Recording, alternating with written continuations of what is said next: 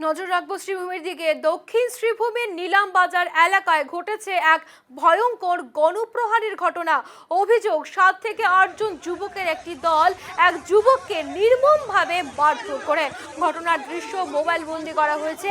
নিলাম বাজার জাতীয় সড়ক থেকে ধাওয়া করে নিয়ে গিয়ে একটি মাঠে ওই যুবকের উপর দলবদ্ধভাবে হামলা চালানো হয়। গুরুতরভাবে আহত যুবকের নাম সেলিম মোহাম্মদ সুলতান বলে জানা গেছে। ঘটনাকে কেন্দ্র করে নিলাম বাজার পুলিশ ইতিমধ্যে এক মামলা দায়ের করেছে। আহত যুবকের পরিবারের পক্ষ থেকে ন্যায় বিচারের দাবি জানানো হয়েছে। অন্যদিকে হামলার সময় প্রায় 30,000 টাকা লুট করার পাশাপাশি একটি 4 চাকা গাড়ির ক্ষতি সাধন করা হয়েছে বলে অভিযোগ। ঘটনা ঘিরে এলাকায় তীব্র চাঞ্চল্যের সৃষ্টি হয়েছে।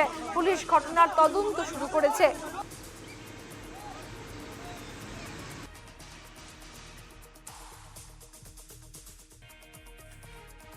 আমার ভাই সেলিম মোহাম্মদ সুলতান আজকে ঘর থেকে টাকা 30,000 লইয়া সঙ্গে আমার 6 চাকার একটা গাড়ি NL02CA1745 গাড়িটা লইয়া নিলামবাজার গেছিল।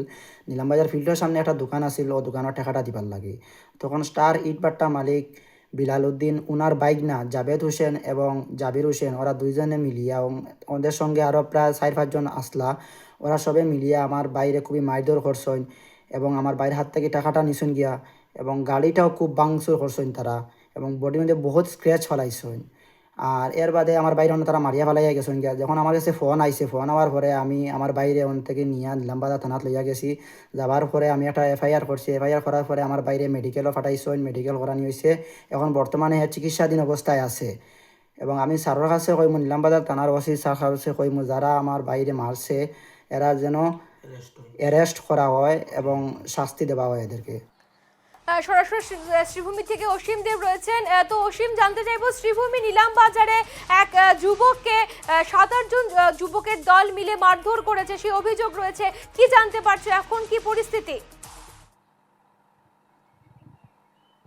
হ্যাঁ শমশিকা, দেখো এই ঘটনা গতকালকের দেখা গেছে যে কিছু যুবক সেলিম মোহাম্মদ সুলতানকে নিলামবাজার যে খেলার ফিল্ড আছে সেই খেলার ফিল্ডের সম্মুখে বেদম প্রহার করে এবং সেই ঘটনা যখন প্রহার করছিল তখন স্থানীয় এক যুবক গোপনে সেই ক্যামেরাবন্দি করেছে। সেই মব লিঞ্চিংয়ের ঘটনা ইতিমধ্যে সমগ্র নিলামবাজার অঞ্চলে ব্যাপক চাঞ্চল্যের সৃষ্টি করেছে। কেননা দেখা গেছে যে সমস্ত যুবকরা সেই মারপিটের ঘটনা ঘটাচ্ছে বা যে যুবককে সেলিমকে মারধর করা হয়েছে তাদের বয়স কিন্তু খুব একটা বেশি নয়।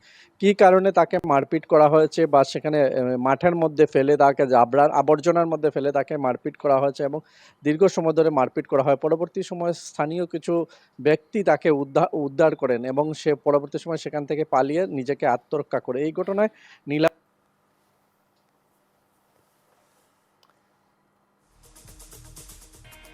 একেবারে গুরুতর আহত যুবকের নাম সেলিম মোহাম্মদ সুলতান এবং তাকে গণপিটুনি দিয়েছেন 7-8 জন বলে অভিযোগ রয়েছে, তার ভাই জানিয়েছেন। এবং ঘটনা ঘিরে এলাকায় তীব্র চাঞ্চল্য, পুলিশে তদন্ত শুরু করেছে।